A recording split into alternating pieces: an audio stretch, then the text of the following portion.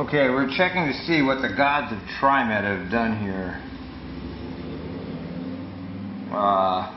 Okay, the previous report time was 5:36, and the new report time is 5:38, so that's 2 minutes less recovery time. But the previous, it doesn't come in very well, but the previous pull-out time from Beaverton was 6:15, and the new one is 6:12. So they took off 5 minutes of recovery time immediately. And this bus that I relieved never came in on time. I don't think it ever came in, and it came in up to a half hour late. So basically, depending on what happens on the traffic, they've taken that and tightened that up. So that's 5 minutes gone right there. Alright, so let's see, 6:12, okay, I'd be at 87th and Canyon at 6:21, now it's supposed to be 6:20, oh no, before it was 6:23, now it's 6:21, so they actually took off, there's 2 minutes, I'm leaving 6:12. I'm leaving 3 minutes earlier, and I'm getting to Canyon Road 2 minutes early, up to 87. So there's 1 more minute of pressure, so they've taken away a minute. I never made it up there early. Never. So they screwed that up. Sylvan, 6:27, so 2 minutes, 18th. Okay, they added, no, 1 minute, and then Jefferson, same time on, okay, so they monkeyed with the schedule a little bit here, and I end up down at Jefferson and 5th the same time as before, but I am leaving 3 minutes earlier. Okay, well I guess that sounds about right. That's not particularly bad right there. So then the Beaverton one, the old route was leaving at 7:19. Now I'm leaving 3 minutes earlier, 7:16.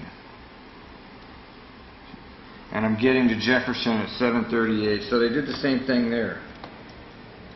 They took 3 minutes off my recovery time and they added it to my running time. I'm not sure about that.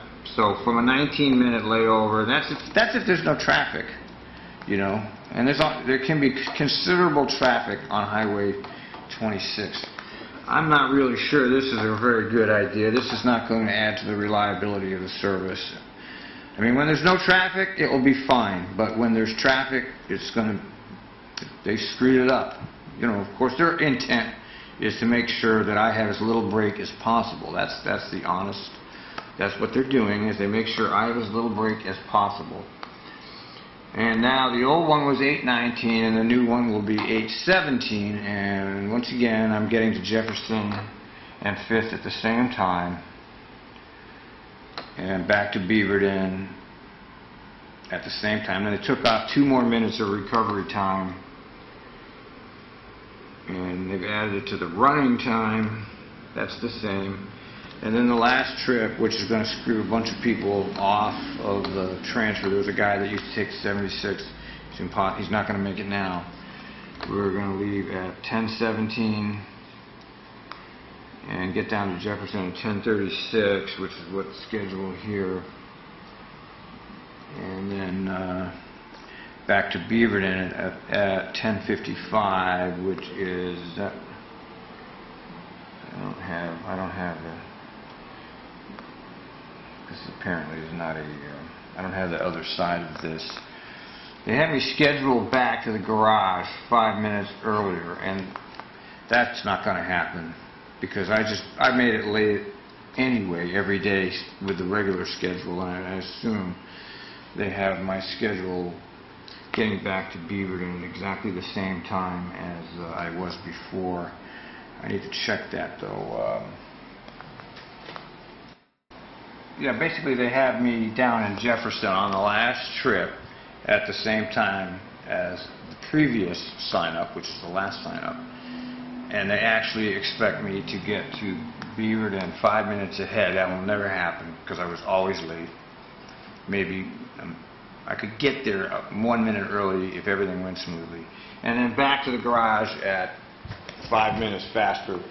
So no, they've screwed it up, of course, because that's what they're very good at, is making sure that they can squeeze as much labor out of their staff as they can.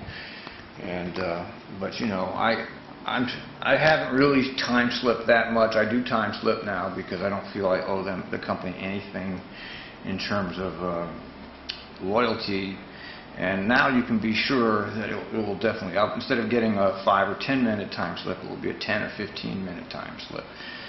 So, you know, I'm not going to be pressured by your bullshit schedule. Okay, you took a fairly reasonable route and made it into a worse route, not only for me, but for the passengers.